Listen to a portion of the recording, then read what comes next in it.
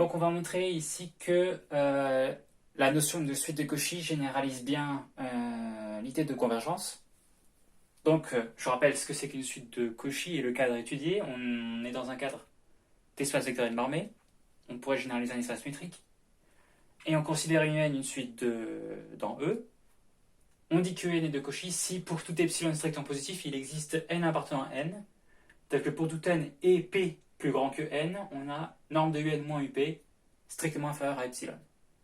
Là où pour la notion de limite, on avait pour tout epsilon strictement positif, il existe n appartenant à n, tel que pour tout n supérieur à n, on a UN moins L en norme qui est strictement inférieure à epsilon. Donc il faut vraiment essayer de retravailler et de réécrire souvent ces définitions de limite. Elles sont fondamentales. Donc maintenant en proposition, tout de suite convergente et de Cauchy. Donc la notion de Cauchy généralise bien la notion de convergence. Montrons-le. Donc soit UN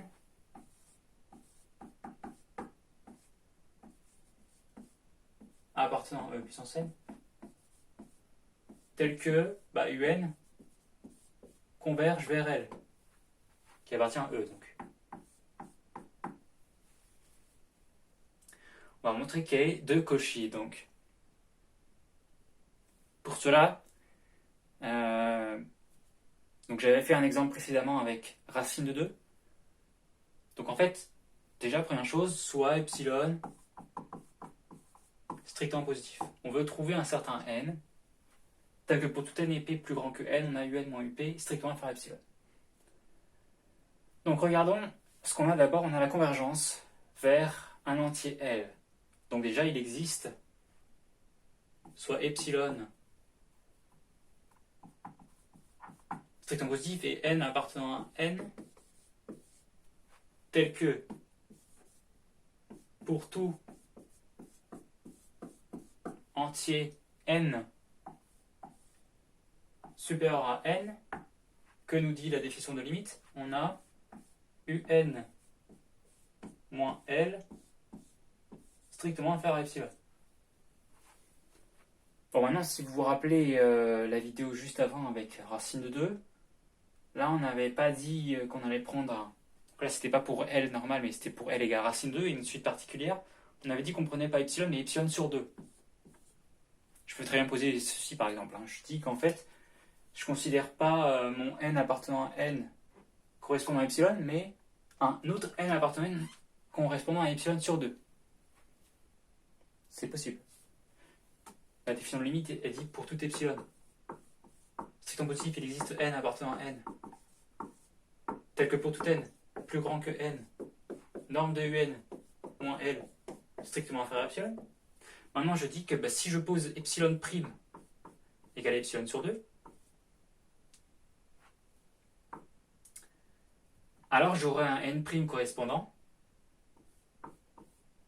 j'aurai un n prime appartenant à n, tel que pour tout n supérieur ou égal à n prime, j'ai un moins L en norme strictement inférieur à epsilon prime.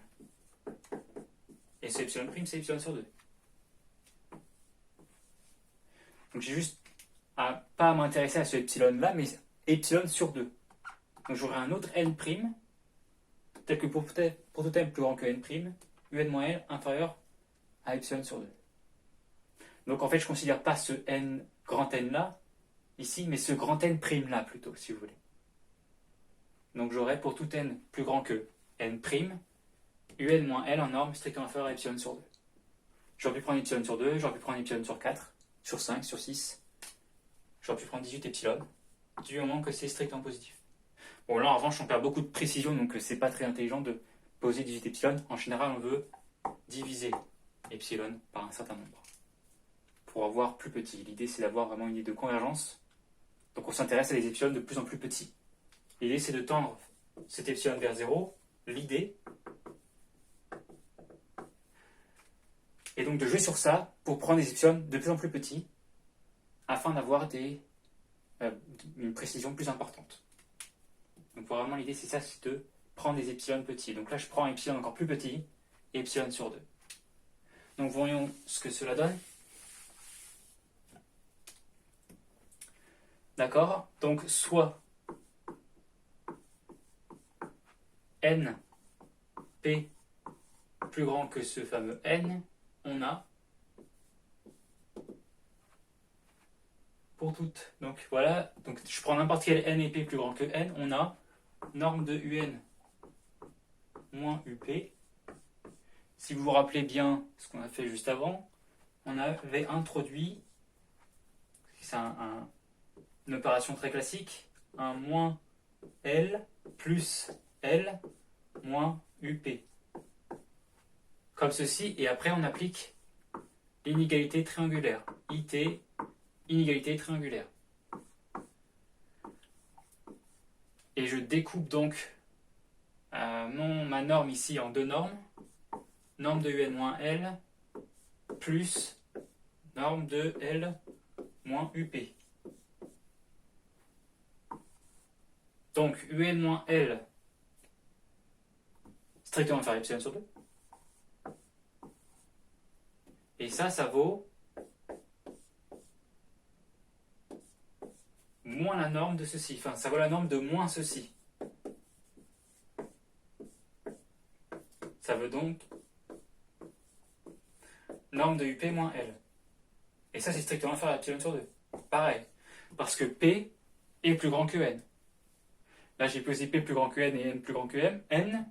Donc, j'ai UP moins L en norme strictement inférieur à epsilon sur 2.